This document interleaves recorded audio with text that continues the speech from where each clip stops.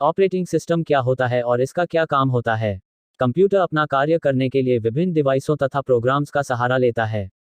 इन डिवाइसों तथा प्रोग्राम्स को संभालने के लिए भी एक अलग और विशेष कंप्यूटर प्रोग्राम होता है। इस विशेष तथा मास्टर प्रोग्राम को ऑपरेटिंग सिस्टम के नाम से जाना जाता है, जो कंप्यूटर सिस्टम में जान फूंकता है। इस प्रोग्राम के बिना कंप्यूटर मृत बॉक्स के समान है। इसलिए इस बेहद जरूरी कंप्यूटर प्रोग्राम के बारे में बेसिक जानकारी सभी कंप्यूटर यूजर्स को होनी चाहिए। तभी कंप्यूटर का उपयोग सही ढंग से करने में मदद मिलेगी। इस वीडियो में हम आपको ऑपरेटिंग सिस्टम की पूरी जानकारी देंगे। आपकी सुविधा के लिए हमने इस वीडियो को कई भागों में बांटा है। सबसे पहले, ऑपरेटिंग सिस्टम क्या होता है? ऑपरेटिंग सिस्टम छोटे रूप में इसे ओएस कहते हैं, एक ऐसा कंप्यूटर प्रोग्राम होता है जो अन्य कंप्यूटर प्रोग्रामों का संचालन करता है। ऑपरेटिंग सिस्टम उपयोक्ता, यूजर्स तथा कंप्यूटर सिस्टम के बीच मध्यस्थ का कार्य करता है। यह हमारे निर्देशों को कंप्यूटर को समझाता है। ऑपरेटिंग सिस्टम के द्वारा अन्य सॉफ्टवेयर प्रोग्राम तथा हार्डवेयर का संचालन किया जाता है। ऑपरेटिंग सिस्टम के बिना कंप्यूटर एक निर्जीव वस्तु होता है, क्योंकि ऑपरेटिंग सिस्टम बेजान हार्डवेयर को काम करने लायक बनाता है और हार्डवेयर के ऊपर अन्य सॉफ्टवेयर प्रोग्राम्स को भी चलने लायक सुविधा प्रदान करता है। मुख्य सवाल यह है कि ऑपरेटिंग सिस्टम की आवश्यकता क्यों पड़ती है? एक कंप्यूटर सिस्टम के लिए ऑपरेटिंग सिस्टम का क्या महत्व है? ऑपरेटिंग सिस्टम की आवश्यकता एवं कार्य। यह मास्टर प्रोग्राम ऑपरेटिंग सिस्टम संपूर्ण कंप्यूटर का नियंत्रण एवं संचालन करता है। इसी के द्वारा कंप्यूटर का प्रबंधन किया जाता है। ऑपरेटिंग सिस्टम उपयोगकर्ता को कंप्यूटर पर आसानी से कार्य करने की योग्यता देता है। ऑपरेटिंग सिस्टम और कंप्यूटर के संबंधों को एक आरेख चित्र फ्लो चार्ट के माध्यम से समझा जा सकता है। ऑपरेटिंग सिस्टम के कुछ प्रमुख कार्य फंक्शंस ऑफ ऑपरेटिंग सिस्टम। एक कंप्यूटर सिस्टम को सरल बनाता है। कंप्यूटर सिस्टम यूजर द्वारा प्रविष्ट डेटा को बाइनरी संख्या 0-1 में ही समझता है, लेकिन यूजर के लिए बाइनरी में निर्देश देना संभव नहीं है। इसलिए यूजर इंटरफेस को उसकी भाषा में ही तैयार करने की सहूलियत ऑपरेटिंग सिस्टम से मिलती है। इसलिए हम और आप अपनी खुद की भाषा में कंप्यूटर को निर्देश देकर मनचाहा काम करवा लेते हैं। यह सब संभव होता है और इसके द्वारा दो हार्डवेयर सूचनाओं को छिपा लेता है। जब यूजर कंप्यूटर को निर्देश देता है तो हार्डवेयर और ऑपरेटिंग सिस्टम के बीच जो वार्तालाप होती है उसके बारे में हम यानी एंड यूजर को पता नहीं चलता है, क्योंकि यह जानकारी हमारे लिए अनुपयोगी होती है। इसलिए इसे छिपा दिया जाता है। इस प्रकार हमें केवल जवाब और आउटपुट ही दिखाई देता है।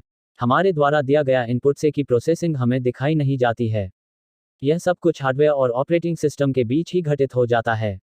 इसका फायदा यह होता है कि यूजर्स का सामना हार्डवेयर की भारी भरकम सूचनाओं से नहीं होता। 3 सरल माध्यम उपलब्ध करवाता है। आधुनिक ऑपरेटिंग सिस्टम की ग्राफिकल यूजर इंटरफेस पर आधारित है, यानी कमांड देने के लिए किसी भी प्रकार की कोडिंग अथवा प्रोग्रामिंग की जरूरत नहीं पड़ती है। आप जिस काम को करना चाहते हैं उसे बटन अथवा आइकन के जरिए ही पूर्ण कर पाते हैं। आपके डेस्कटॉप आइकन इसका सबसे बढ़िया उदाहरण है।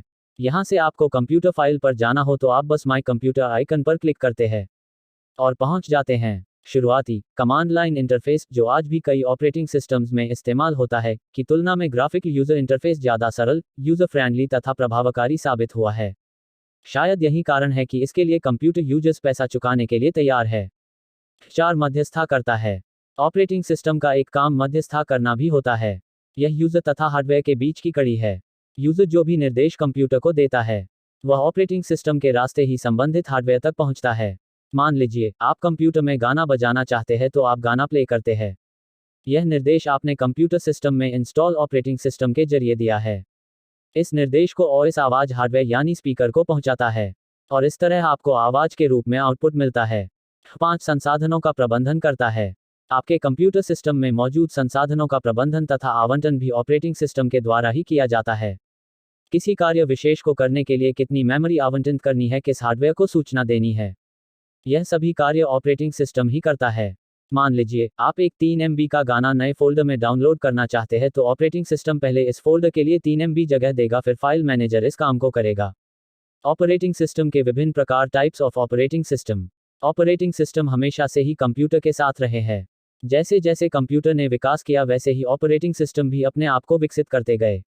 ऑपरेटिंग सिस्टम को कई श्रेणियों में बांटा गया है, लेकिन हम यहाँ ऑपरेटिंग सिस्टम के कुछ प्रमुख प्रकारों को जानेंगे। 1. Multi user operating system. यह ऑपरेटिंग सिस्टम एक से अधिक उपयोगकर्ताओं को एक साथ कार्य करने की सुविधा प्रदान करता है। इस ऑपरेटिंग सिस्टम पर एक समय में सैकड़ों उपयोगकर्ता अपना कार्य कर सकते हैं। 2. Single user operating system. इसके विपरीत सिंगल यूजर ऑपरेटिंग सिस्टम एक समय में सिर्फ एक ही उपयोगकर्ता को कार्य करने देता है। इस ऑपरेटिंग सिस्टम पर एक समय में कई उपयोगकर्ता कार्य नहीं कर सकते हैं।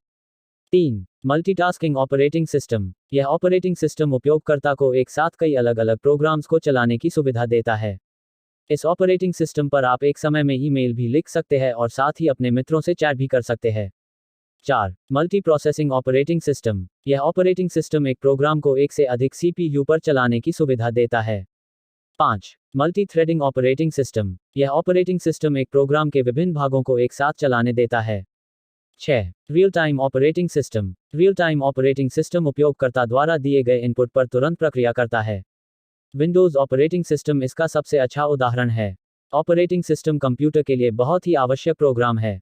इसके बिना कंप्यूटर एक निर्जीव वस्तु मात्र है, यह कहना गलत नहीं है। ऑपरेटिंग सिस्टम के बिना कंप्यूटर को उपयोग करना बहुत ही कठिन कार्य साबित हो सकता है।